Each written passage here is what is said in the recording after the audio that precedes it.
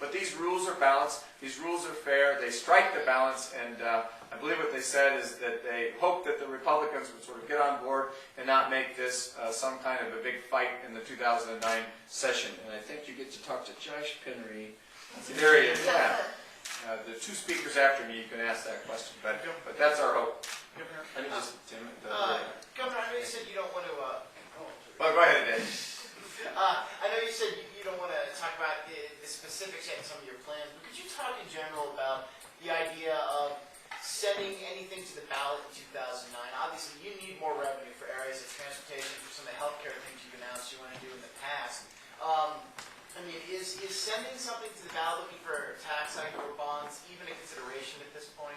Well, here's the deal. I think that there are a lot of different ways you can contemplate funding for transportation. So, as somebody else talked about, there's a discussion about fees, a discussion about tolling, a discussion about private-public partnerships, and then a referred measure is probably the only way you get to sort of the big money that the Transportation Panel, the Blue Ribbon Commission, was recommending. But you have to have there has to be a political overlay on that conversation that really says what's doable. And if in looking at sort of where the economy is and how people generally feel about the economy, I think getting voters to vote in favor of something in 2009 could be a challenge. But there might be a lot of people who say, well, here's why we should contemplate it, and that will be part of this conversation. We have not foreclosed that, but we also understand that that could be something that is just not at all doable in light of where we are and where the economy is. And we'll work across the aisle with our friends in the Republican Party to see sort of what their thoughts are about this package as it's put together. I think I've got time for one more question right there, Bianca. Yes. You talked a little about transportation infrastructure, but do you have any like shovel-ready energy infrastructure plans that you want to implement if Obama sends money to the states? Yeah, so the infrastructure projects that we contemplated, that we submitted, were all those that are shovel-ready and done by the Department of Transportation. I think the things that will be done as they relate to clean energy may not have the infrastructure stuff, may not have sort of those same requirements that they be public projects with public funding. Think about, for instance, the production tax, the tax credit. So Congress passed both the investment tax credit and the production tax credit as part of their October package. When they passed the bailout, they also included those, but the production tax credit was only for a year.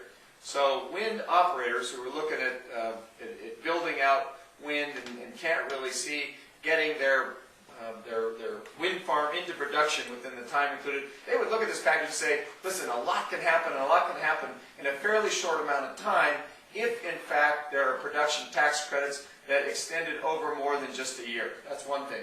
The second thing is infrastructure. Florida Power and Light built a wind farm up in Peets, Colorado. They built 100 miles of grid all on their own.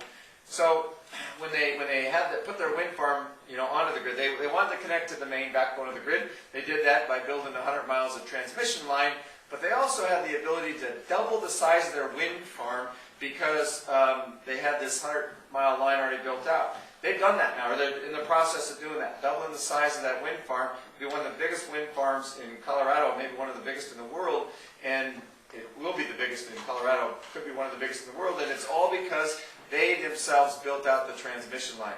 This is another place where the President-elect and I have actually talked about this when he was campaigning here. We've talked about the importance of a national grid, but also developing grid infrastructure that can pull renewable resources from their place in nature and put them onto the grid, and we need more infrastructure to do this. This is a place where not only Colorado is benefited by this, North Dakota has the best wind in the country, but they have very, very little infrastructure. And so there's a lot of governors who are saying to this President-elect, if you make it possible for us to think differently about how we build out grid, then we think we'll do it, and it will increase the amount of renewables on the grid.